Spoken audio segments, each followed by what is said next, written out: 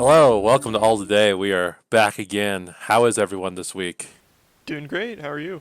I'm not too bad. Setzer, Cheston, how are you doing? I'm fine. Yeah, fine. That wasn't too I'm convincing. fine. Yeah, Well, yeah, I won't bore everyone with the details of education in a pandemic society. oh, the most fun place to educate, I imagine. That's probably the most effective way to do it. Well, then, since you're clearly thrilled with everyday life, let's just get off and the ground running. Cheston, what have you been playing? Oh, not much. I didn't get to play too much this week, partly because of some work craziness and partly because my wife and I were watching This Is Us because we've turned into our parents. So, Clearly, they've been trying to get me to watch that for 80 years, it feels like. yeah, it's a good show. I like it. We've watched 11 episodes in a week, which is a lot for us. So, if you want the recap, you can tune in to our next bonus episode, The Last of This Is Us, Part 2. This is sus. This is Oh, there we go. Oh, there we go. It'll be our crossover. It'll be our podcast where we talk about episodes of This Is Us while we play Among Us.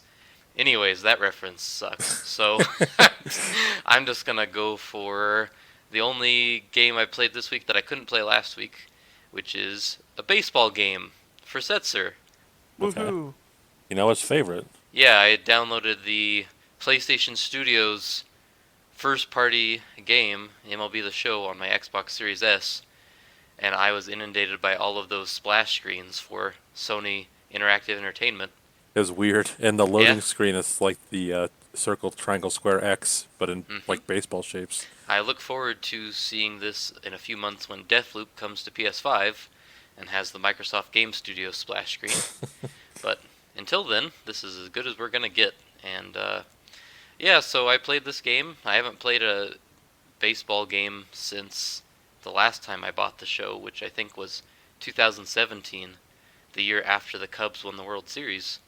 And I was high on baseball fever and was so unaware of what would happen to the Cubs over the next several years. Luckily, you got a vaccine for that. hmm I did. It's called Watching the Cubs. Yes. Cleans me every time. I don't know. Derek, this game seems like it's still kind of the same, huh? Yeah, yeah. I mean, I played less than an hour of it because I was already like kind of pissed at it, and so I immediately noticed the menus were bad. I played like I don't agree with that. I I don't know what you're talking think it about. looks well. Did you play Rose with the Show? Yes.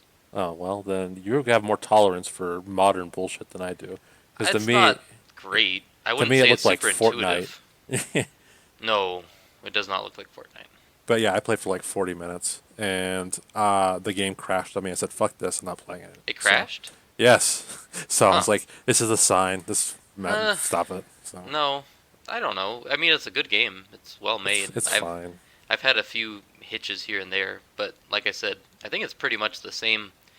Seems like to me the big changes because I play like Derek. I play the solo mode because I'm not a compulsive gambler like the rest of you. And this mode has seen a few changes that seem designed to make it a little more of a narrative than it used to be. Like it used to be like kind of a story, but you had to fill in a lot of the gaps.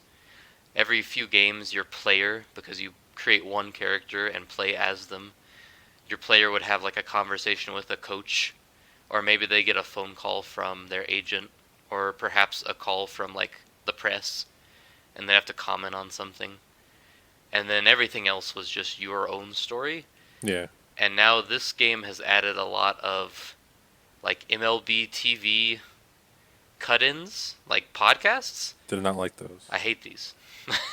And I also, don't. it's gonna be funny if they use the same cutscenes next year because everyone's like in pandemic screens Yes, where they're clearly not in the same room. So right. I don't like this at all when it comes to sports games. I prefer these RPG modes to have as little story as possible because I want the story to be guided by me. yeah, in my head. And this game kind of pigeonholes you in some ways. Like your character can't just be some like ho hum rookie coming up in the developmental system because the podcasts immediately label you as a star to watch. Well, you were immediately placed like in a top 50 prospect ranking, Right. which in the old games, I was never one of those. So it's different. Yeah, and they also make you a two-way player, which means that you are both a pitcher and a position player, which is mostly, I assume, because everyone is fascinated with Shohei Otani, There you go. who plays pitcher and batter, or a position. I can't remember what position. Probably DH. first base. Plays- DH? yeah. That's not a position. Well, it is what it is. Yeah. And also, I should mention, they do let you get out of that. They do, pretty if quickly. if you bitch at them, which I did. I was like, I don't Yeah, know. it's funny how many prompts they have that are guiding towards that. Like, you have several prompts where it says, yeah, I really don't want to pitch. And they're like, well, just for a game. And they even bring it up again. Hey, you're going to pitch this next game. I don't want to. Well, just for a game. And then after the game's over, you can finally say, no, really, I truly don't want to pitch. Yeah, I looked at that as a tutorial. I think it was, and I think it also was one of those things that sports games like to do where they capitalize on, some big moment that happened in the most recent season. Yeah. Like when a wrestling game will have a match type that has only been used in a certain calendar year. Like when they added the championship scramble to that SmackDown vs. Raw. What a great year that Basically. was. Missed Yeah. that. Anyways, long story short, they did it because it's a tutorial and because of Otani, but it makes you play a certain type of role, and I'm not as knowledgeable about baseball as Derek, but Derek, I'm pretty sure this is rare for players these days to play to pitch and play a position in the majors. There's only one that does it. Exactly.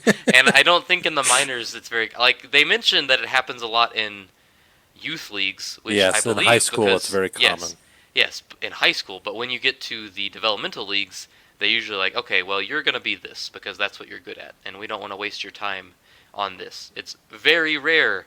So it's kind of weird that your character basically you have like a, Matrix style chosen one arc from the get-go. You're a top 50 prospect, you play a position and you pitch, and you have all this MLB TV coverage about you when you might just want to be like me and just play like a random schmo Yeah. who happens to play third base decently enough that he gets called up from his team.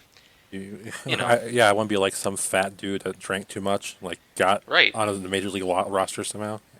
I will say I'm gonna keep playing it because it's a really nice pick up and play casual game because you can play like 2 or 3 games in Road to the Show pretty quickly and get a nice little satisfying loop out of it. So I'll stick around with it for a little bit.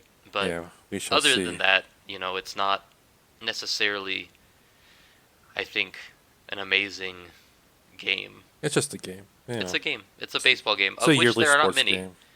It is, and I think it's probably the most accessible of them for me. But I don't know what that counts for. Well, it's slow in comparison to like FIFA or Madden or. What do you think it says about these games that the 2 most popular ways to play it are either the mode that's basically a casino for people with no self-control, or the mode where you deliberately only play a percentage of the game? What do you think that says? How many people, when they play like NBA, play anything either than the career mode or the gotcha mode? Is also different. People used to play franchise a lot, but I don't think they do. Because I think the act of playing these games in their entirety is not especially pleasant. I agree. Unless you're playing with a friend, in which case, Yeah. who cares? I mean, everything's better that way. I used to enjoy playing like full games when I was in high school, but I'm like, this takes too long now. so It takes too long, and it's veered so far into the simulation realm that it always feels a little predetermined anyways. It feels like you're just enacting the computer's whims in some ways. That's what got me fed up with NBA. I used to play franchise a lot, but then I'd have a game where my players were just missing every open shot, and I was like, okay, the game has decided that all of my characters are slumping at the same time, and although I can appreciate this from a simulation perspective, from a I'm having a good time perspective, this is not doing it. Those games are best in short bursts or the obligatory with friends sort of game. Where, Yes. So I think what it tells us is that these games actually aren't good. Yeah. Makes me think that indie games are going to be the savior for these sports games, because I know that in baseball, the Super Mega Baseball games seem a lot more fun. I've certainly watched a lot of those, and they actually seem like much more of what I would like, especially if I'm actually playing full games. We'll just see if they pick up the heat on some of these other sports with their lousy annual releases. Well, we'll see. We're just not the market for these, because none of us has a compulsive gambling addiction. Not yet. I pull myself away from such things because I don't want to be one of those people. It's really hard, because if you watch any sports on TV, it feels like every ad is a new ad for a way to spend money on sports. On an unrelated note, I just put like $20 on DraftKings that the Cubs are going to score more than 3 runs in this game. Promo code all the day. Yeah. Gotta get in. Gotta make it rain, baby. All right, Setzer. Well, what have you been up to? I've played 2 modern classics that are beyond reproach this week. The Last of Us 1 and 2, finally. You know, as I'm sure you guys know, Sony gave everybody Horizon Zero Dawn complete, perfect, game of That's the why year you were collector, playing Horizon. whatever. EX plus alpha, yeah. Yes, it's free. And I never would have touched this game otherwise if it were not free. Well, it seems like Setzer poison, so yes. Yes, it's very much not my jam. And, yeah, playing it, what can I say? But I was right. It's not for you, exactly. It is not for me. I'm gonna see how long I can keep up with it. I might finish it. But, there is just so much BS in this game, just so much wasted time.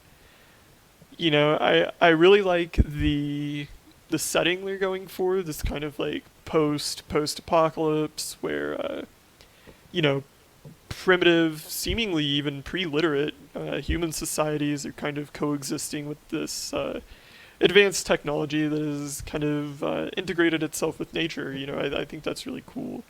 It kind of rubs me the wrong way in the same way Avatar, James Cameron's Avatar, not the Airbender, in that it's kind of this like pining for like a youthful naivety. The existence of that product necessitates kind of the destruction of that lifestyle, right? We're talking about like a 200 quadrillion dollar CGI video game, right? Yeah. Where they can't even make the people's faces look good. The you know, the gameplay is just kind of like boring to me. When you're fighting the machine, it's like a worse Monster Hunter. And when you aren't fighting the machine, you're just running in circles looking for medicinal herbs, bullshit like that. It makes your box paint pretty pictures on your TV, but It sure does. It does look really good. It looks really nice. Yeah. I didn't play it on a pro. I bet it looks awesome. I play in the frame rate mode anyway, even on the pro. So, but you know, it still looks good even in the frame rate mode. You know. That being said, as I alluded earlier, the sort of conversation pieces, you can tell these were made by Europeans because the people animate so strangely and the camera work is so bizarre. Like the weird smash cuts and kind of the weird zooms and pans and still being so static. It's like you can tell this was made by someone with a very generic European accent.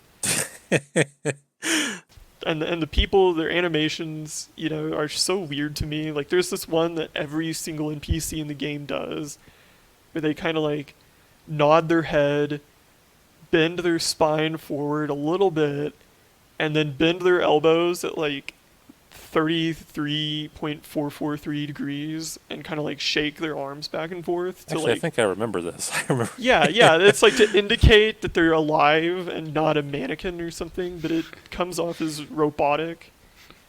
Like one of those old-timey animatronics from Disney World. Yeah, it's of some serious uncanny valley. So did you get past the tutorial-esque section, like the first 2 hours? Yes, I did. I got to the day tower where they tell you, it's time to go visit this, like, pseudo-advanced civilization in Mhm. presumably Utah or Arizona. Yes, the place where I Um, stopped. Colorado. No, you start in Colorado, but you go down to Spoilers. Utah and Arizona. I kid. I mean, is that really a spoiler? They talk about Denver right in the Oh, do starting they? area. Oh, I Yeah. don't know. I didn't like this game either. I'm the one. But you get to the little fort, the border fort, and the guy just tells you, okay, go back where you already just were, and Oh, then yeah. you can go forward into the desert. And I was like, Did you also think the game was way better before the tutorial ended? what do you mean? Well, when I was playing that game, the first 2 hours, which I think is about how long it takes you to get to that coming of age ceremony, Mhm. from the beginning up till that point, I was pretty well into the game for the most part. I mean, I wasn't super in love with the combat, but I thought that everything was kind of interesting, and the gameplay, other than the combat, felt pretty satisfying. As soon as that world opened up, that was it. It was out. Like, as soon as I realized how many plants I could pick, Yeah. I decided I did not wish to continue with this game. As someone who doesn't really play a lot of like cutscene driven Monkey Man find the handhold games like Uncharted, God, even the fuck start you. of this was not like very appealing to me. I Okay. kind of thought like, here's the training wheels mode, so of course it's kind of boring. And then when I got into like the wider world, I kind of started thinking like, okay, well, the training wheels coming off just means you have to like run around looking for raccoon bones and fire wax or what the hell ever. Yeah, I hate to be cliche, but the thing that killed this game for me was that I played it right after I played Breath of the Wild. And I remember very vividly, right after it opens up, there was a little area you're supposed to go through. There's like a checkpoint of sorts. Mhm. That's all I remember. And you're supposed to get around the checkpoint. And in Breath of the Wild, you could do a million different things to get from point A to point B.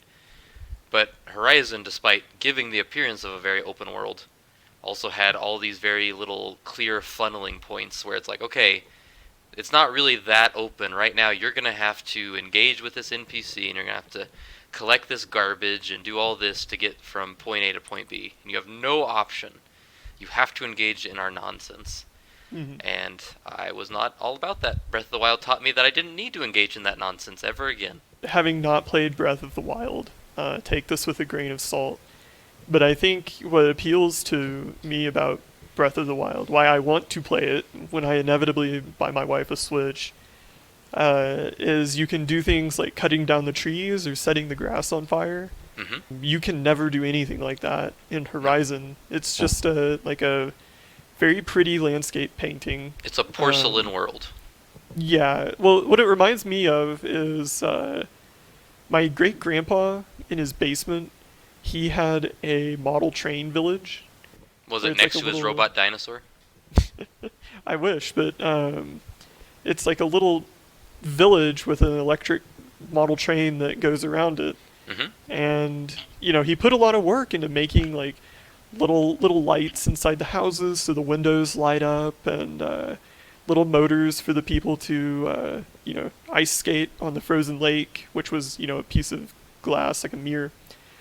That sort of thing. And that's what this reminds me of, is you're just going through, there's this illusion of motion in this, static painting, Mhm. and it's just kind of repetitive and kind of exhausting, for lack of a better word. Like I said, I realize this is one of those games that's just above reproach. Is To it? me, part It's of a the Sony first-party Sony Pony, fan stable.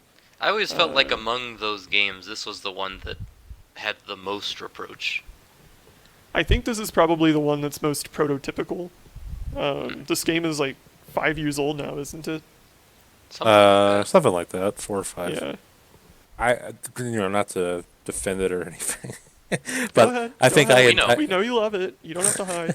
I think I enjoyed a lot of this because I did not engage in a lot of this junk you're talking about. Like, I never went out of my way I don't know to. how. I feel Yeah, like you I had don't to. understand how you didn't. I don't go out of my way. Like, I would go to whatever quest objective, and then on my way, I would just pick things up as I saw them.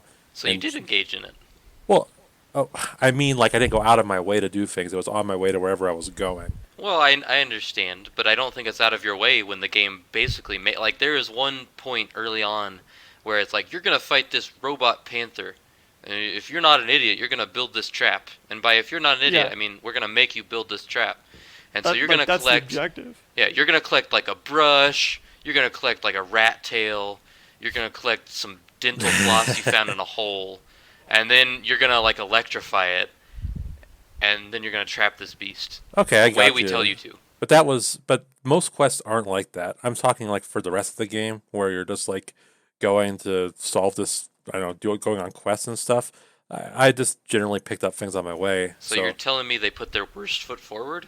Yes, 'Cause that absolutely. Seems like a horrible way to design a 40-hour Well, that's game. the tutorial.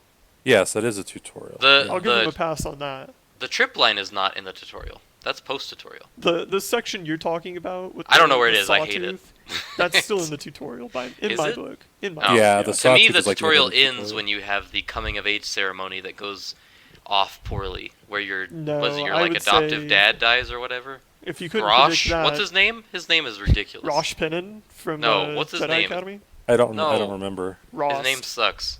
Rost. Yeah. Yeah, like Rosta without the second day. Ugh, that name. I remember when she comes out of the door shouting that name. I was like, I think I made a mistake. Is that any better than Aloy as a name? Like, she's Aloy's basically named as a iconic. battery. Aloy is legendary. I've been told. Well, she's an alloy between the past and the present worlds. Oh, Yeah. poetry, it rhymes. Yeah. As a I think- coincidence, I happen to know someone who looks a lot like Aloy. Nice. So my only exposure to this game for the past like 5 years has been my wife and I joking that it's her friend's game, and she did the mocap for it. Well, that would make it more enjoyable. Yeah. I think of all of the Sony first-party studios, this is the one that when people get all up in a tizzy about their upcoming games, I can't. Between this Well, and it's Killzone, I Gorilla, think right? Yeah. Yes. Between this and Killzone, I think this studio blows. I'm waiting for the one that actually convinces me otherwise. Killzone definitely blows. But I mean, I think the Horizon story, it just, I don't know, maybe the narrative just drew me in so much because I think this story is really interesting. Well, So- you do like story What? in games more than either of us, I think. Well, I said it gets better later on, Setzer. You're like 2 hours in. 2 hours? Man, no, I am way more than 2 hours in. I think I can pretty well tell the twist just based on the little reveal in the tutorial. So we'll see, if it gets more interesting. But for now, it's not gripping me. Fair enough. Fair I enough. thought it was okay. I thought the story was okay, but that doesn't really, it doesn't work for me anymore, it turns out, so. We gotta get our trash talk out of the way because all the other Sony news is good. Oh my god. Yeah, I know. We're a pro Sony podcast. We're taking money. So, what about this other game you played? I also played what may well be this game's total antithesis. Oh, absolutely. Disco Elysium. Yeah. Oh, huh. Which is extremely minimal in its gameplay and extremely heavy on story, and characters and setting, and philosophy, and politics, and I have mixed feelings about this game too, but I'm generally pretty bullish on it. You have a wide array of little skills in this game, and you must level them all individually, and they each impact different skill checks and conversations. But even if you get your skill really high, there's still the chance you will fail. And I have been having very bad luck with these rolls, which makes my character an incompetent doofus who can't even think of what to ask people in conversation, Yes. and what, like, how to get information from NPCs that he's talking to, right? Yeah, he's a drunken mess. Well, yeah, I mean, the premise is that you're an amnesiac drunk cop. So it stands to reason that, yes, you're a little out of it. But when, you just keep seeing, like, okay, to ask this guy to put 2 plus 2 together is a skill check, and you have an 85% success chance, and then you still fail it. And then there's another one, and it's like, okay, you have a 98%, and you still fail it. And then you go to like a 17%, you still fail It's it. like you're playing XCOM. Yeah, I was Yeah, a thinking of little bit. XCOM. You got the shotgun to his face, and you've got a 90% chance of hitting. It's kind of that level of absurdity. I would have just preferred if they said, okay, you have 2 pips in Shivers or Inland Empire or whatever skill. You pass, right? You have enough. And if you don't have enough, you can choose to take the option anyway and fail, but, and that may take the conversation in a different direction. But this idea of like, oh, I am 98% likely to succeed and then still fail and fail and fail and fail. Maybe if I had better luck, I would be more positive about this, but with bad luck, it really drags the game down, I think. I had it very briefly a couple years ago, and I actually Steam refunded it because I wasn't feeling it. I need to go back and give it a more fair shake. My qualm is that I do not think the writing is as good as people say it is. I think it's a little on the nose sometimes, and I am curious if I was just quick to judge because everyone seems to love this game, but there were just some things that kind of, I don't know, just threw me off. Yeah, I'm not terribly deep in it. I think, generally speaking, I like the writing. There have been a few times where I laughed with the game, not at it. Yes, same. It's got a lot of wit, for sure. Yes, but sometimes it becomes very overwritten and just kind of melodramatic almost in that kind of purple prose sort of way. Yeah, I felt the same way. Not to get too terribly political, but this is a game about politics. They, present a lot of opposing viewpoints. You have, monarchists, you have diehard labor unionists, you have corrupt union bosses, you have art house socialists, you have violent militaristic communists, you have nigh forgotten anarchists, free market liberals, neolibs, the gang's all here, right? Yes, they are. Everyone is here. And they are all presented as very, very bad. Yes, they are. That's what.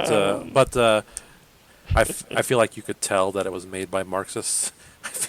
A little bit, I Just will because of the say way that- Kim talks to you when you make certain like dialogue options, because like Yeah. it feels like how like in Family Guy, I knew you were going to use Family Guy. Brian Griffin is like the voice of reason. Like that's what you can tell. Like that's what Seth MacFarlane really thinks. And I feel like Kim was used that way in this game, which kind of I haven't really gotten that impression. Maybe it's different because the game has been changed so much with patches and the new definitive edition. yeah. I mean, again, there's a good chance I was just like kind of cranky when I was playing this because I don't know, maybe I wasn't in a good mood. So I really want to go back and play it because everyone says this is like a top tier game. Yeah. So I feel like I missed something. So I want to give it a fair chance. So Yeah, I mean, I'll say this in my experience, Kim has been politically, like, probably the most politically neutral character in the game, and hasn't really expressed any opinion outside of when a racist cab driver or a truck driver like insults him and starts making racial comments at him. He tells him to fuck off. oh yeah, well that's okay. Yeah, which is, justified. Kim is kind of just he's the everyman who has like more of a, status quo kind of outlook on things, and he's more guarded than a lot of other characters. and he's mostly just a professional who's there to get the job done unless you like really piss him off. Oh yeah, yeah, for sure. I remember he puts up with your drunken antics. Yeah, Oh. there's one point where he suggests you call into your precinct and tell them that you have amnesia, and I tried to play it cool and act like I knew what was going on. And of course, you've lost your badge and your gun on a drunken bender. And so my police chief asks me, do you still have your gun? And I was like, of course I still have it. It's right here. And he goes, okay, what model is it? And so I thought I'd be clever and ask him what he carries, and he dutifully replied with his model, so I just repeated that. And they're like, you dumbass, that's not the weapon we assigned you. Yeah, I remember that actually. I think I did the same thing. That's good. You know, it seems like you're mostly okay on it. It's more of you have some qualms with, a couple the way the mechanics work, but Yeah. I guess my other major qualm with the mechanics is the skill checks can also reduce your health, and it's not always clear like what the stakes of a check are. right.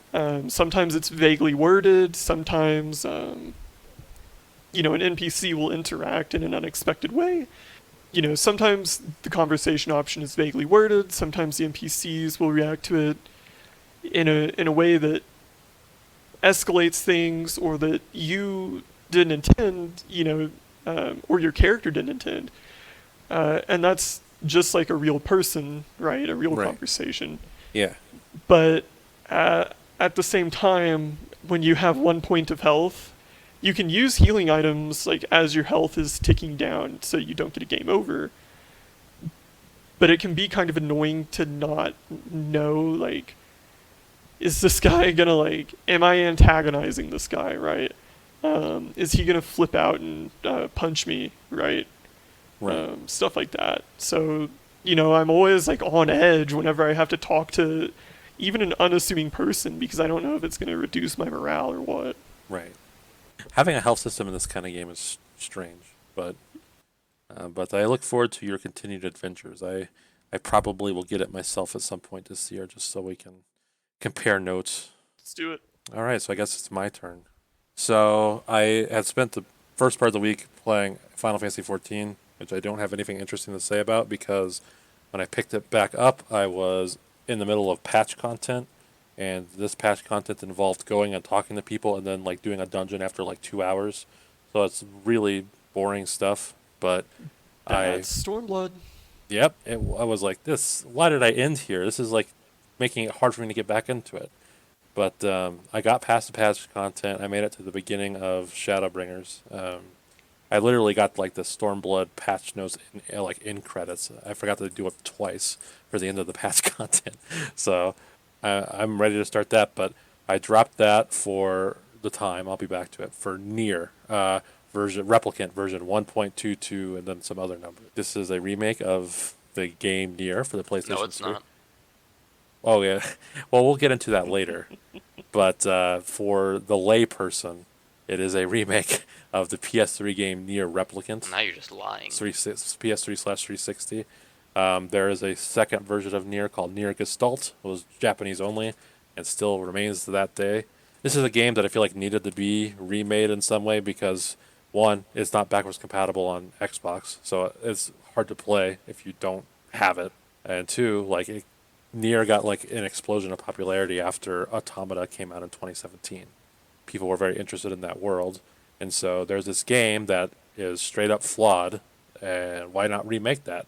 I always say, why are we making all these good games? Why not remake this bad one and make it good? Well, Nier, I won't say it was bad. It was slammed when it came out. And probably for good reason. It's kind of a weird one. It's a sequel to Drakengard, and it's a bad ending of that game. I think the world blows up. Real quick, did you play Draken, A little bit. Guard? A little bit. And what I want to say about Drakengard is that it feels like it was made by an edgy teenager. I believe your main cast of characters includes a pedophile as one of the main characters in the game as a good guy. It's charming. Yes, and there's a cannibal, I think, in your group. Like, it's a weird game. Very grimdark, and even Yoko Taro's like, don't worry about that one too much. Like, this is one of those games that clearly has a personality. It's not like just a boilerplate AAA sort of game. Like, the guy making it like is just a weirdo. There's like weird decisions. Like, there's no fast travel, and the game like even points out like, wouldn't it be nice if we had it? Like, yeah, it would. It's just it's hard to even describe. It's just a weird game. Yeah, it sounds it. Yeah, yeah. I don't. Yeah, that's why maybe it did not sell so well the first time around, huh? Well, it didn't sell so well, I think, because it got critically Does it panned. still have that horrible cover art? The cover art couldn't have helped. It was bad. It's different in this one. You know, I don't know. It was strange that it even got released here, but I feel that way about every Yoko Taro game. Like Drakengard 3 got a North American release, which seems bizarre. Like, this is the first time I've ever experienced this game, so when it started, it's like, what's your name? And it doesn't say, like, it doesn't show your main character. So I was like, oh, it's asking me my name. Maybe it'll be like Earthbound and I'll come in and play later.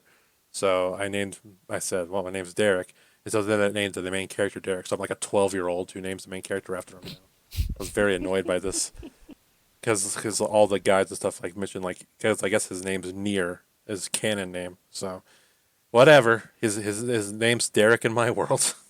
There's a lot of, like, stuff in this game that was straight up tedious. Like, there's these fishing mini games that are so obnoxious. Last night I like went fishing for like 2 hours trying to catch specific species of fish for like a subquest, and my end reward for completing every fishing side quest was, oh, the quest giver died. Like, oh, okay, that's cool, I guess.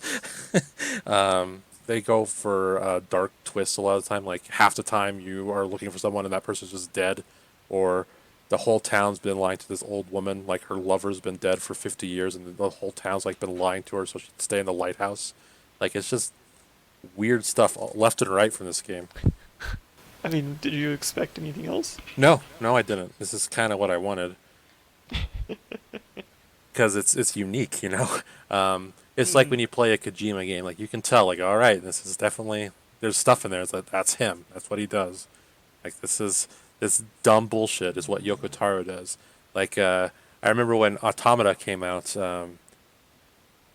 he has a gimmick where he'll make one of the best, most important endings locked behind. You have to get every weapon in the game for no real reason. It started in Drakengard, and it didn't happen in Automata. And then in interviews, he was like, "Well, you know, Square Enix would probably kill me if I did this." And wouldn't you freaking know it? The best, like, new content for this game is locked behind getting all the weapons. So you have to do that, and then you have to, like, beat the game like 5 times to get to it. So it's just weird game design stuff. Oh, come on. Yes. I am never playing this game. No, it's strange. But I enjoy it. It's just unique. You're not going to play anything like it. Certainly not for everybody. And I like that when they remade this, they made it more approachable, but didn't like ruin what it was, from what I can gather, because it's still weird, and I can still easily see how people wouldn't like it. But I enjoy it. I'm enjoying the story. I'm enjoying everything about it. I have no idea how it's going to tie it to Automata, or if it even does. It's just this fun, it's a weird game that you would hate, Cheston. I cannot. I can't fathom a game that sounds less appealing. Well, I know. Actually, no, I probably can. Just gotta look at Steam for a minute, and then I can think of some. But yeah, that is not. Whew. Is it a roguelike too? No, but they do Alright. mess with different gameplay styles. Like, at some point, the game just turned into a novel for like an hour. Like, I go to a city and it's like under this curse, and then all of a sudden, like, you get like a book on the screen, and it lasts for a while. And there are quests in the city, and they're all like reading a book, and you go into like a choose your own adventure style thing. And I ended up getting a game over because I went down the wrong path in my choose your own adventure and drowned. So it's just weird. And there's also like a Diablo segment where the camera very clearly goes into that Diablo thing, and it's way better than Diablo. An I'll tell you that much. isometric camera? Yeah, it gives clearly, yes, it's clearly what they were going for. I know I'm sounding disjointed, but this game's all over the place. It's just the way it is. It's part of the experience. Yeah, it's zany. Nothing else like it. I mean, if you like reading weapon descriptions, like have I got the game for you? Each weapon's got its own story. So, Oh, like Destiny? for what it seems like, these are just like fables that are about the weapons. So they're just interesting. If you get crazy, try it, but it's not for everybody. Just keep that in mind. I look forward to your takes on the Drakengard remake in 3 years. Well, I want to replay. I would love to go play Drakengard and Drakengard 2, and also the original Nier, so I can see what in the world changed. But Drakengard's actually quite hard to emulate. So I imagine. I don't know why, but every time I think of Drakengard, I think of Mark of Kree, which couldn't be a more different game. But I'd much rather play Mark of Kree. Well, yeah. I mean, it's probably a little easier to put your foot into. There's probably a man. I think there's a big old man with an axe, and I can understand that one. Well, the final boss of Drakengard is the Rhythm game. That's another one of his gimmicks. He randomly puts in Rhythm bosses that are like way too hard. The whole game, like this, you only do this Rhythm thing one time, and it's like the hardest thing in the world, and it's how you get the best ending. It's just stupid. That'll do it for Nier, I suppose. So. What a harrowing journey that was. Oh, and if you want to know why the numbers are there, it's kind of cheeky, but if the publisher of the game is Square Enix, the square root of 1.5 is the number of this game. So there you go. That's stupid. That's stupid, but that is why. Wait, so does it have a trailing off at the end? Yes. Because it would be an irrational. So it does have dot dots at the end. Yes, on the PlayStation Store it has ... I after changed my mind on this number. game. That's all right. That's great. So Good for them. Yep. So that'll do it for me. So what's in the news? Well, you can breathe a sigh of relief this week as Sarah Needleman and Carol Lombardo of the Wall Street Journal confirmed that Discord has ended acquisition talks with Microsoft and will remain independent. For now. Excellent. The popular chat service's death has been postponed, everyone. That's great, because Microsoft ruins everything it buys. I remember Skype used to be good to use, but when's the last time you used Skype, right? So, in fact, Discord was like the alternative to Skype. Right, and so it was kind of nice when I saw Microsoft was not going to get it. Like, all right. Seemed like a weird acquisition. No. I won't. Microsoft will buy anything, man. Oh, it's true. They will buy anything, but I meant from a... I don't know. I was trying to think of the end game of that with how they run things. Like, okay, I don't really see how this bolsters any of their services. I guess maybe they could stop Xbox, they could stop using Teams. Yeah, they could certainly put it in the Xbox. Well, I'm certain they could probably work a deal out without buying them. Yeah, but they don't want to. Exactly. Yeah, because that leaves the door open for Sony to do the same thing. Oh man, then they could both have a competent infrastructure. Mm-hmm. Now, did Microsoft buy Mixer, or did they make it Mixer was themselves? I think Mixer was their own thing. Okay. Yeah. Right? Yeah. Okay, so never mind. Or was it? I mean, I have It no was. idea. Yeah, I just know it died. That's all I know. Well, yeah, Well, it sucked. It was a streaming service for the least popular platform. Yes.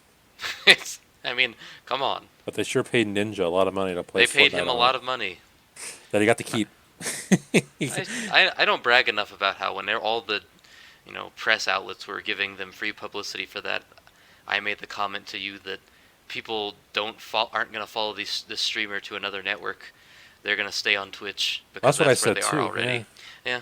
And all those puff pieces like, oh, this is going to be big. Ninja's bigger than Twitch. No, he's Nope. not. No. Sorry, he's not. That's why, when someone gets banned off YouTube, that's why it's a big deal. People don't go to other websites. They like their website to go to. People are creatures of habits. That's interesting that we sort of realize that on the internet, like streaming services, but no one seems to realize that with Steam and Epic Game Store. Like, people have their service. They don't want to get a new one. It's really all there is to it. Yes. It doesn't matter how many exclusives you buy. Yeah, you could give, it would take a lot to get me to download it. And the Kingdom Hearts is already on Epic, so there you go. If that won't do it, what will? Yeah, exactly. They'd have to, if Kingdom Hearts 4 Epic exclusive, I guess they got me.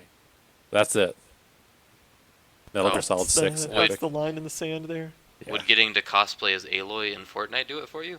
Probably. Yeah, I was looking at those models. Fortnite models are so bad looking. Mm-hmm. Like Yeah. Laura Croft just I'm like, is this the same person? This looks like a goofy, random, like, Sims girl. It I doesn't got look- scolded for saying this. Because somebody said, oh, these are clearly a labor of love. And, like, sure, they've got all these details in them that are tributes to their franchises, but at the same time, you're putting it in the world's worst art design, like, Yeah. style. Was this person who scolded you a child, perhaps? I don't know, probably. It was on the internet, so Well, most assuredly. if not a child, mentally a child. Yes. Yes. Oh, they put a lot of love and care to this. Oh, I'm sure they spent a lot of time on it, but at the same time, they are putting it into one of the worst, most unsightly art styles ever. So. Well, yeah, because like when I see like Ryu and the Fortnite art style, I'm like, this looks stupid. It just lacks so much character. It is the absence of character. Would you say it's soulless? I wouldn't say soulless because I think that phrase is overused, but it has the absence of character for sure. I would absolutely use Solus. I think Solus That's was fine. invented for Fortnite. Yeah, Yeah, no, that's the way fair. their eyes like stare back at you, that's what creeps me out. Well, about if it. you can have an art style where all of these different things blend in the way that they do in this game, I mean, that probably speaks volumes to your art styles. I don't know. Utilitarianism. Yeah, like, Smash Brothers has a lot of different characters from a lot of different franchises, but I feel like more often than not they fit pretty well into that little tool set. It doesn't feel like it's just a big toy box full of trash. Yeah, you have Other than those Fire Emblem characters. Link next to that cringe anime dance lady now. Which dance Mithra. lady? Oh, Whoever. I still haven't played as them. I Isn't still that haven't like played a as Boob Wii Lady. U game or something? No, it's No. a Switch game. Xenoblade Switch. Chronicles 2. Same difference. Sure. Yeah, it's a Wii U game at heart. Yeah, it had a heart, for sure. No, I said it's a Wii U game at heart. It doesn't have a heart. Oh, okay. But There you go. Yeah. Does it have the boob slider in America, or did they take No, it that's the Xenoblade That was Chronicles the X. thing. That was the boob slider. out? Right. Okay. And that was killed because we cannot be figured. trusted with such technology. Nor should we. People spend hours in FF14. It's like, oh, look at this. Whoa. Oh, I love that MLB the Show has just a randomize features button. Because at some point I was adjusting the guy's cranium, and I was like, I don't know. I really don't care. Just make him look like a person. I kind of randomize a lot of my creative characters. Just make these him look like a days. person. I don't know what is going to make a good face. That's your job. I just jam on X until it gives Yep. me one I like. Yep. So. No, I just did everything. I made the face. I was like, I'm just gonna roll with whatever they give me. And boy, you know what? Looks like a baseball player. Well, how about that? Well, that was a fun chat about Discord. Sony has canceled its cancellation of the PS3 and Vita stores, according to Yes. a post on the official PlayStation blog pinned by SIE CEO Jim Ryan. The PS3 and Vita stores will continue operation, quote, for the foreseeable future, unquote, but the original PSP store will cease operations as planned on July 2nd. Now's your chance. Get that DLC while it's hot. There's proof that bullying works, I suppose. Was there anyone online who complained that Sony caved? I didn't I'm look. sure there was someone. who was Someone, like, somewhere. all the resources they have to put into the PS3 shop just delayed God of War 2 by 5 months. Good. Delay it forever. Let me have my Tokyo Jungle instead. People still bitch about the Sonic movie changing Sonics, so Yeah. I mean, I remember Insomniac added the Spider-Man the movie costume to the Spider-Man game, and people complained that they were just caving into bullies. it's really not bullying. It's just like I would like this, and that's It all was- there is to it. They made the right Entitled. decision. I think the better question is, for how long did we delay the death of these stores? Yeah. Like 2 years, and then they're gonna Okay. hope that Yeah. no one's paying attention, and then they'll cut it. Like, we just released Last of Us Part 3, and also the PlayStation 3 store's dead, and stuff like that. The father of video game preservation, Frank Cifaldi, said that if you wanted permission to hack your PS3 still or your Vita still after this decision or reverse decision, he said go ahead and do it because they're just going to do this again anyways. And I'm going to go with him. So I agree with that. They hack your absolutely are. PS3, hack your Yep. Vita. It's yours. You own it. Yeah, that's right. Go crazy. It's like how I see no issue of jailbreaking your phone. It's your phone. What does it matter? Well, and also, they're going to just take the store down again, and, they're going to never make some of these games available again, so go crazy. Right. I do not see the harm in pirating PS3 There's no games. legal way to play that, Crisis Core. Yeah, Go nuts. you're right. You can't even buy that on the PSP No. store. So Yeah, go crazy. yeah. There's no modern way to do it. If there's no modern way to do something, go nuts. Who cares? Yeah. Like, Help So- yourself. So I'm glad they reversed the decision, but to me, the damage was done. It's Oh, like, I yep, mean, these stores are going away. I know they're going. It's just Yeah. a couple of years. It's like It's a when matter of time. it's like back in the day when they would threaten to close Dark Souls server, Demon Souls servers down, and people would bitch at Sony, and it's like okay, we're just joking. It'll stay up. Didn't Nindudu close the Wii? They closed the store or something? Wii, They called the the Wii Wii shop, the Wii store. Whatever. Yeah, I believe the Wii U store is also closed. the but I don't Wii know U for store sure. is still around. Oh, okay. Well, the Wii store is closed, but you can still For download now. things. So get your Wii U stuff while you can, and then hack the hell out of that thing because it's a beast. I think that people did bitch at Nintendo about that, but Nintendo doesn't care. They ever. kind of did, but at the same time, all it did was close Virtual Console, which was the bigger loss, and WiiWare, which sucked. So you really weren't losing much on that one. It's a little different than the PS3 store, which That's has exclusives that are. countless classics buried in there. Oh yeah, PlayStation Minis. Everyone wants to play Yeah. like Pool on your PS3, but I paid $40 to play Pool on my Switch, oh yeah, that's true. and 50 other games. It's like hacking your Switch, but it's legal. Some might say it was your last year's game of the year, maybe. I would say it's 51 games of the year, Wow. baby. Another Japanese big hitter, Square Enix, dropped a blog post about the recently released Nier Replicant, penned by creative director Yoko Taro and producer Yusuke Saito. What were your thoughts on this very interesting press release? Yeah, he's an insane person. You would never see like a Western interview or developer comment like this. There's like, yeah, this game ain't gonna sell. I don't know why Square thinks it's gonna sell. It was Feels weird. like a modern attempt to remake the "This game stinks" ad for Earthbound. Yeah, a little bit.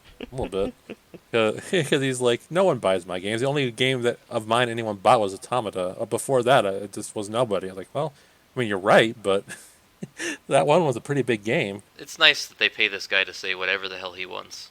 Good for him. Well, it's good to get like a developer or a person in the industry speaking that doesn't sound like a PR drone. So I appreciate that. He definitely sounds like an edgy internet teenager half the time, which I also enjoy. But I kind of agree with him that I don't think it's going to sell that well because I thought that there would be more hype around this game, but I really don't see anyone talking about it outside of people that I know played the original. It's not even a next gen game, is it? It's not like It's PS4, Xbox One, Yeah, etc. so So it I doesn't don't have know. a lot of luster with it. I thought there'd be more people talking about it, more hype around it, but I have not seen anything. So I mean, I don't really care either way. But Automata sold well, but at the end of the day, still kind of a niche kind of game. well, yeah, you're. It's hard to get like your average Joe who plays Uncharted on the street Right. to play the game about the blindfolded maid with the sword. As well as that game may have done, I don't think it had quite the same, modern upheaval that, say, Yakuza did, where every no. subsequent Yakuza after Zero had a lot more fanfare. No, I agree with that, but that game like got legitimate like game of the year Oh, yeah. consideration. Oh, and everybody loved that game. And people were talking about how it's one of the best games ever made. Like there's people that Yes. feel that way. I don't agree, but it's certainly a classic, I think, and I thought there'd be more buzz, but I've really not heard much. So, but I was excited when they announced this remake because I didn't play the original, so I'm liking it. So, Well, Yoko Taro will be happy with you. oh yeah, what's that he said about this not being a remake before considering? It's a... God, what do you call Version it? upgrade. There we go, version upgrade. Because he did more than just remaster it. And he talked about how he didn't want to be compared unfavorably to Final Fantasy VII Remake. Which is wise. Which, well, I mean, yeah, but I can't imagine the person who was making that connection beforehand. Not until he said it did I start to picture Because the two it's side by side. Published by Square Enix. I know. Well, I understand why he made that comparison. But I also, at the same time, would have never made that comparison Yeah, until now. And now I would say FF7 Remake is a much better remake. it is a remake in the traditional sense. It It is remade a the whole remake. thing. They So- remade it. But yeah, he's a zany guy. I like him. He's I do too. He's got He's full fun. personality. He's fun. I miss I miss the age of the crazy rockstar auteur developer. Yeah, he's like Kojima and Itagaki. Suda 51. And yeah. What's that other guy, Swery? Yeah, Swery. Yeah. He's all He's still around. So is Yeah, Suda. not doing so hot after Deadly Premonition 2. But yeah, I just like that we have these developers with You personalities. know who my favorite auteur is? Tim Schafer. Yeah. I guess would he be the closest a Western developer has to that? Like, can you think of any other like cult of personality Western guy? John Romero.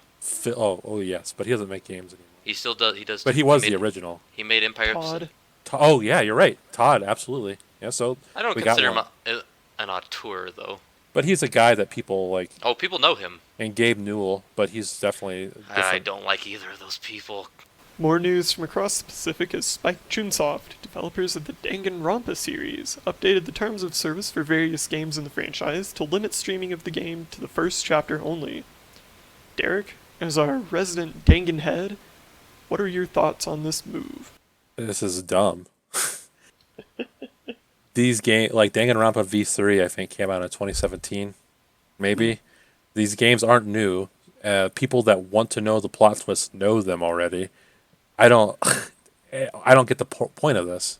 It's foolish. It is strange. I've seen children watching this game on YouTube. They shouldn't. So it makes me think they saw numbers that like indicated that they could possibly be losing sales. But I also would tell you that these children probably not buy Danganronpa. There's no way those children are going to play it. Like No. If you're not into visual novels or reading a lot, you're not going to like Danganronpa. I think these games are really like clever, and I understand why you would want some of those things like secretive, because boy, do they get into some secrets later on. But old games, man. If you make a new Danganronpa, I am more sympathetic, but I still think it's stupid. Like, I thought it was dumb when Persona 5 had their streaming restrictions. It feels like a classic Japanese misunderstanding of the way streaming works. Yes. Like I can't imagine how many sales are lost from these streams. I would feel like it would be more like these streams are a positive for these game sales. Yeah, it's and strange. the people who just watch the videos and don't buy the game probably weren't going to buy the game. I liken it a lot to the music industry, where they get all bitchy at you about DMCA stuff. Like, no one's listening to a stream for like a 30-second clip of like Randy Newman or something. I don't know why he's the first guy that popped in my head, but Yeah. it doesn't make sense. And same here. Like, the people that like want to play, like they watch a stream of this game and want to play it, they'll play it. I mean, stupid. Yeah. It's a little short-sighted, I think. Since we're on the topic, I'll put it out there. My favorite of the series is V3. And for the people that are listening to it that don't like V3, you're wrong and stupid. That's all. Good. I'm glad to know. Yep. I'm glad to fuel your Danganronpa beef. This thought you should know. And on the Boulevard of Broken Dreams this week, we have a post on Double Fine's Twitter confirming, once and for all, that Psychonauts 2 is in fact a real game that really will have a real release date in 2021. Nope. Only time will tell if they really mean it this time. Real game, not a real release date. We'll wait. Yeah, it'll come out eventually, I'm sure. It's been played. I've seen trailers. I've seen footage. It exists. okay. Not coming out. Probably Honest soon. to God, who gives a shit about Psychonauts 2? I give a little bit of a shit. Look, Psychonauts 1 was a fun little game, but it had its place in time. It needs to stay in that place in time. I think we have gone beyond the need for a Psychonauts 2. Well, as a person who likes 3D platformers and who doesn't see them coming back in any meaningful way, I'm not ever going to stomp on the creation of another one. Well, no. I mean, it's just like this game is like Duke Nukem Forever-esque in like development length at this point. It's been around forever. When was it announced as a FIG initiative? I want to say like 2015, but I don't know for sure. You remember FIG? I sure do. And of course, it would be Tim Schafer, that scam artist that hops in on it. But Well, I think FIG is come and gone. I don't think Tim Schafer is a scam artist. I think he's a bad businessman. Oh, that's what I actually think. I don't actually. I think he doesn't know how to plan a project effectively. I agree with that. Or rather, efficiently, because I don't know, what was Broken Age came out after forever, the Yeah, Kickstarter game. It took a while, but I mean, And it was fine. Like, it played fine, and it's a decent enough story, it looked good. So I wouldn't say it wasn't effective, but boy, it took so long that by the time it came out, some of the excitement had waned, I think. but yeah, are you telling me like A Hat in Time, like it took less time to make that? Like it feels like they should be the similar sorts of games, don't you think? I would think that this would be of a similar scope. Yeah. I would imagine, just knowing what I know about Tim Schafer in the past, that where this ended up slowing down was with things like voice acting, perhaps. You know, he loved when Broken Age came out. That was a big thing that he got all this money. He's like, oh, well, let's bring in Elijah Wood. And so he started to bring in people who have very busy lives and very busy schedules. And As someone in the industry, he should know that like celebrity voice, like for like a game like this, don't mean anything. well, again, I think he likes to go all out on these things. I think that really appeals to him. He look at Brutal Legend. He wanted to make a game with Jack Black as his lead protagonist. Perhaps he just wanted to hang out with Jack Black. I don't know. Maybe. That could be it. I think Kingdom Hearts 3 was announced in 2015. If that game can conclude, Well, the only other thing that I've heard about this game that could have affected it is that it was closer to coming out a while ago, and then Microsoft acquired Double Fine 2 years ago, I think. And I think that created a greater influx of money. And again, Tim Schafer is not the kind of guy to not spend money that he is given. So, who knows? I'm still excited in a vague sense because I like the first Psychonauts. I do too, but I think And the I think time that is, game had a lot of character and charm, and I think there's a place for it, but boy, I wish it would just come out. I look at the way that the sense of humor in that game. I think like Invader Zim, you know. Well, it was And- voiced by Raz was voiced by Zim. Well, so- yes, but I'm saying like that humor is The tone. that is not gonna fly this nowadays. I think it's just not in vogue anymore. We'll see. I don't know. I'm kind of with you, but I there's still people wearing Invader Zim shirts, man. Yeah, and everyone mocks them. Yes, I but mean- they exist. But will they play Psychonauts 2? I don't know, maybe. I guess they can get their Zim fix from Destroy All Humans coming to Game Pass next week. There we go. There's our Tim Schafer commentary for you. I like Tim Schafer. I think he's bad with money, though. He's, I think he's earnest. And he just wants to hang out with famous people. can't fault him for that. Yeah, who can blame him? Hideo does that too. Yeah, oh no, well yes, and Hideo puts them in his games too. Yep. And he puts them naked in his games. He sure But does. thankfully, I don't think Psychonauts 2 is going to have a naked Jack Black. It's time for the Destiny rant. Ba-dum-bum. Bungie announced their plans for Transmog in their latest weekly blog post, and boy is it a mess.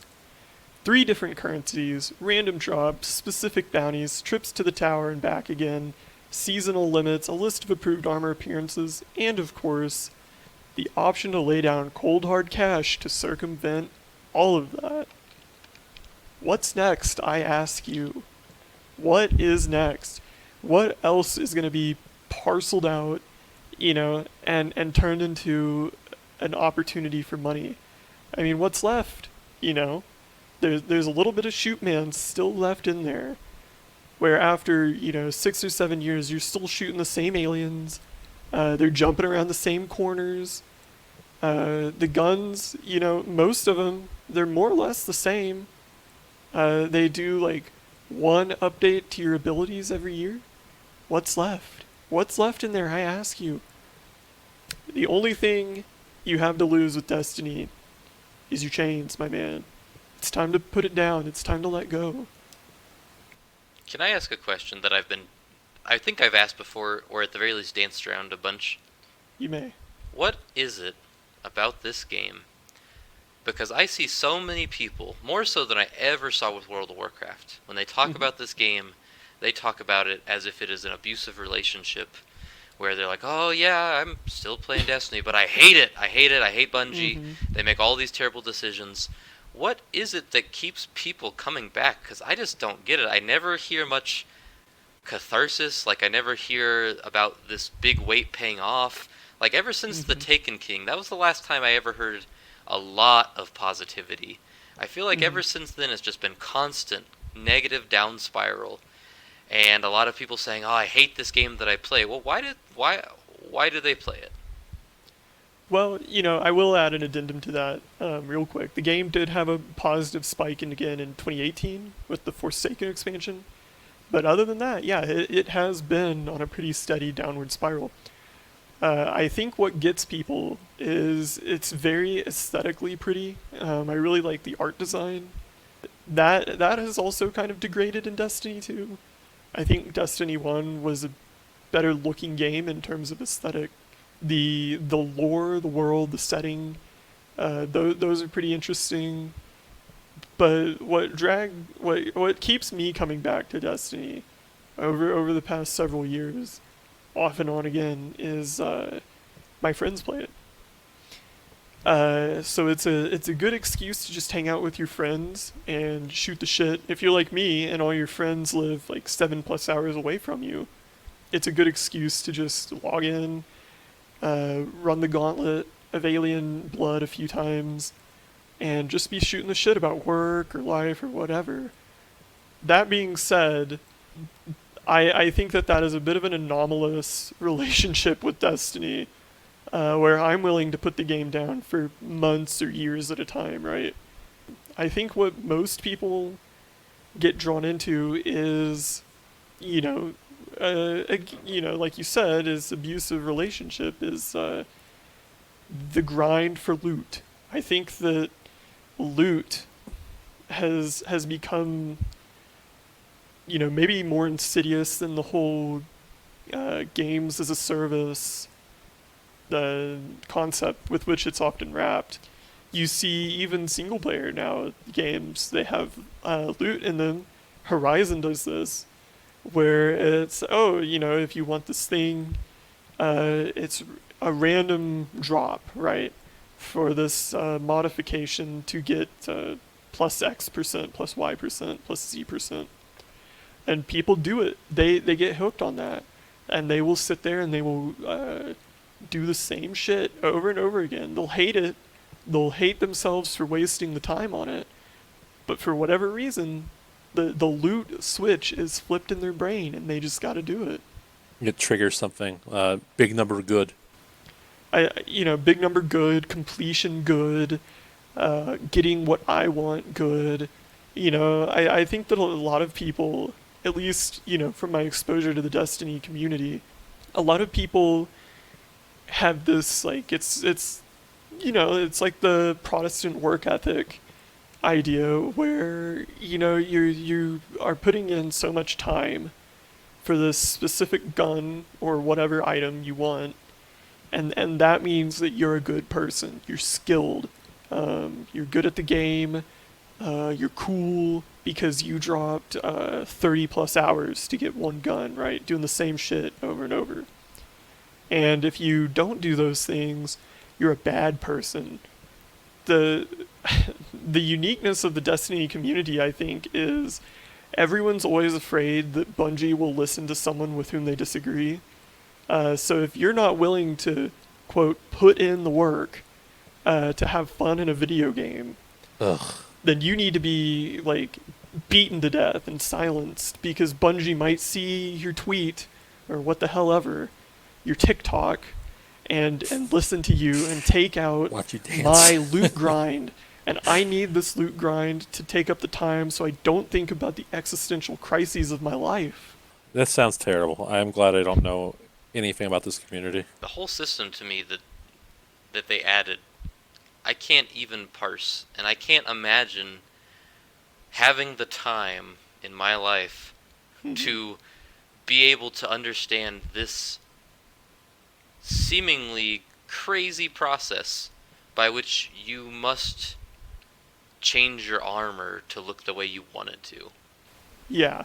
I mean, I will say, without the proper nouns in there, it's pretty conceptually straightforward, but it's the kind of song and dance that in other MMOs, like Final Fantasy XIV or WoW, for example, this is the process by which you unlock, like, a legendary weapon. And in those games, you just pay like a handful of gold or a handful of gil to change your appearance. In Destiny, it's the opposite. It's like jump through, do a triple backflip through a burning hoop to change your armor appearance. And if you want this new exotic weapon, just do a little mission. Do a little story mission. It takes 15 minutes. Not a fan. Yeah. Yeah. I'm glad It's a you're mess. clean, but Oh, yeah. He's getting the shakes, but he's clean. yeah, it doesn't make me happy that there's so many people for whom this is an ongoing thing. And I think you've told me that Destiny's very financially successful, right? Oh, yeah. I mean, Yeah. it's a huge money engine, and here they are squeezing a little more. Yeah, exactly. So it's now just like, in some games you could be like, oh, look, they need this revenue for whatever reason. They're creating a brand new revenue stream to bolster a revenue stream that's already like providing for record profits. Gross. The other side of it is it's not just limited to transmog. In Destiny, painting your armor and your guns and your ship and your bike and whatever, it's called shaders, right? Mm-hmm. Some shaders you get through the game, but some shaders are available exclusively through the store. And you can either plop down your wallet, whop your wallet on the counter to get those, or you can get a special in-game, freemium currency, right?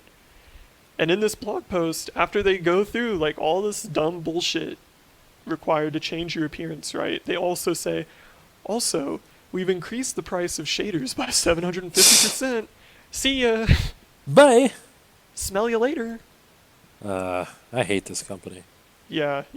They've fallen far. Destiny's to blame for why every game sucks now. They all saw what Destiny's making, and they're like, we gotta copy them. If you really want to go back, All just Oblivion. from a design perspective, you could look at Guild Wars. You could look at Diablo 3. Diablo These 2. are some of the primary wow. influences that It all comes made back to Destiny. dumbass horse armor. I think Destiny is more an experiment in, Bungie is famous for like the whole 30 seconds gameplay loop from Halo, right? And how you want to like extend that to the length of the game without the player noticing. And Destiny is just like, can we extend that 30 seconds to 10 years without people getting fed up? And, we're on year 7, we're going into year 8. So they might pull it off, but we'll see. Let's hope not. But I guess anyway, that'll do it for us this week. You can reach us on Twitter at AllTodayPod or on email alltodaypodcast@gmail.com. This is Derek. I'm Setzer. And Cheston. Goodbye. Adios. See you later.